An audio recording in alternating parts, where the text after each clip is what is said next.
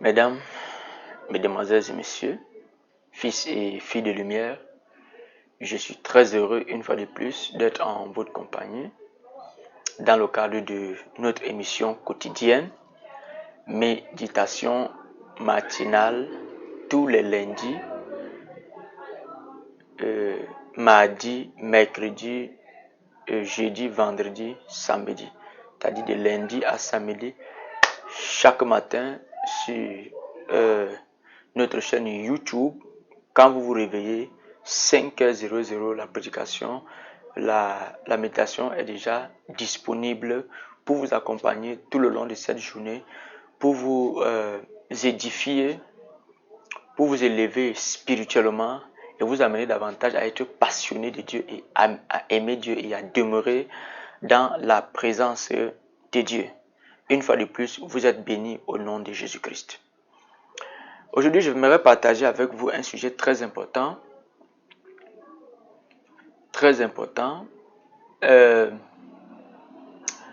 Comment maintenir la flamme de Dieu dans sa vie?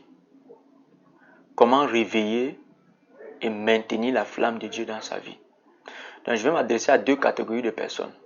À ceux qui ont déjà perdu la flamme de Dieu et ceux qui veulent maintenir la flamme de Dieu et qui veulent faire, bon, la troisième catégorie, qui veulent faire grandir. C'est-à-dire, première catégorie, ceux qui veulent réanimer la flamme de Dieu, maintenir la flamme de Dieu et faire grandir la flamme de Dieu. Bien aimé, le secret se trouve dans les choses simples. Le secret se trouve dans les choses simples. Et là, je vais partager avec vous mon expérience. Beaucoup de personnes se posent la question, comment depuis tant d'années, on n'a pas encore vu cet homme perdre la flamme?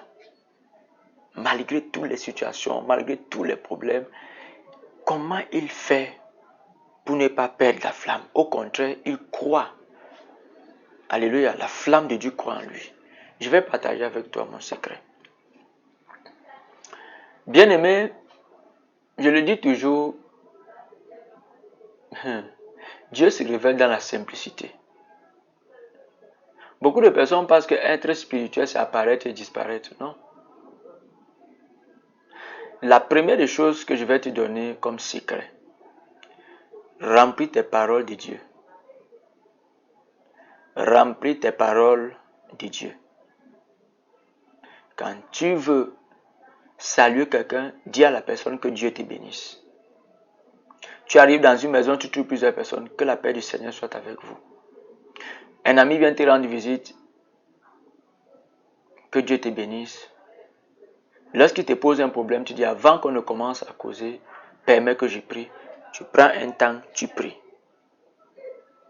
Chaque fois que tu arrives quelque part, on te donne à manger, prie. C'est-à-dire tout ce que tu vas faire, rassure-toi que tu as mis Dieu au centre. Je dis, c'est simple, fais simplement ce que je suis en train de te dire.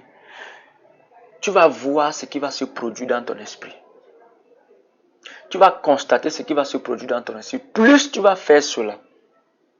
Au début, tu auras tendance à oublier, mais persévère. Ça, c'est la première des choses.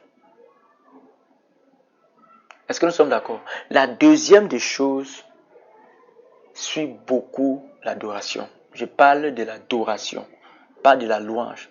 Suis beaucoup l'adoration. L'adoration élève. Suis beaucoup l'adoration. Et quand il dit l'adoration, il y a des chants qu'il faut suivre, il y a des chants qu'il ne faut pas suivre. Ne suis pas les gens qui parlent, tu auras la bénédiction demain, tu auras l'argent demain, tu auras ceci demain, qui parlent du bien matériel, ainsi de suite. Non, non, non, c'est pas de ces chansons religieuses que je parle. Je parle des chansons religieuses qui élèvent spirituellement, qui élèvent Dieu. Quelle est la chanson que je vais prendre ici? Il y a la chanson par exemple d'Azar du ciel qui dit plus haut. Voilà, le titre c'est plus haut. Vous prenez par exemple ça. Il y a les chansons de Dynamona qui parlent de sa présence. C'est comment la chanson là? En tout cas, pour ceux qui connaissent cette chanson, voilà une autre dimension. Voilà les chansons comme ça qu'il faut suivre. Lorsque vous suivez cette chanson, ça vous élève.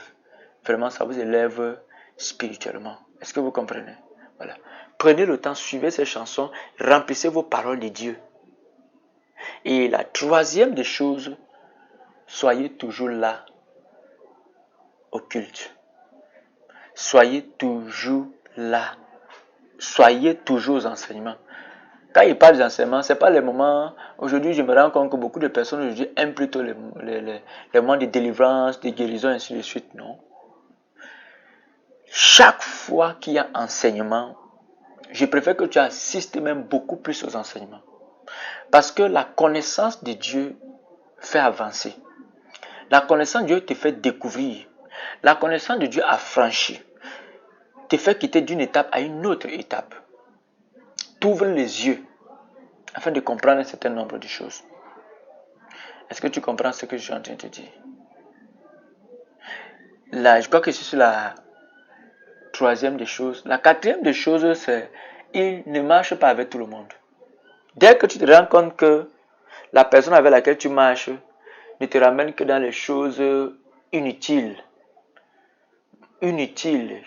qui ne peuvent pas te bâtir moralement ou spirituellement, éloigne-toi de cette personne.